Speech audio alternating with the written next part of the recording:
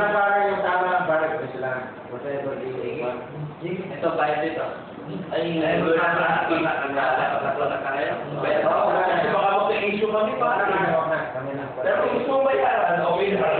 Pero meron mo.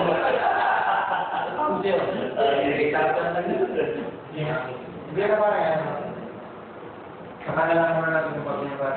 Pero kung pwedeng, hindi na lang muna para sabihin mo. Unless na kung sasabihin niya sa'yo, hindi na yung sarili niya ngayon. Para hindi magalit yung mga presidente, i-assure mo na ito may pre-refunded. But if you bibili, kasi kinagalang na tubal ng World Cup, ganun lang. Para hindi sila magalit. Kaya nga po, Doon talagang...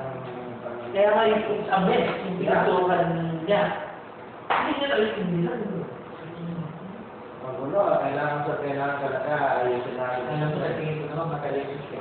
Ang pinagkataon ako, mas likely meron kang ibang agenda. Meron? Kasi kung wala kang ibang agenda, you will never do those things that hindi mo na. There is a different agenda. Kung ang nakatutok sa isip mo, for the benefit sa members, sana. Pero ito, di ba? Ganyan. Yung mga tao na kasama ko na ibang agenda. Ito pare, pananagutan mo na desisyon mo kami niya ni Tan eh. Yung pera niya, 2 taong nag-signatory without the consent of the board para, hindi yan. Hindi sa bulupen. Hindi pa rin niya maintindihan. Hindi pa rin niya maintindihan. Hindi mo, ilaling treasurer. Puntahan tayo ba? Eh kasi huwag nila akong sagali. Pwede ko silang i-demanda, yung manugang ko yung abogado. Hindi, totoo yan sir. Kasi para lang makita na hindi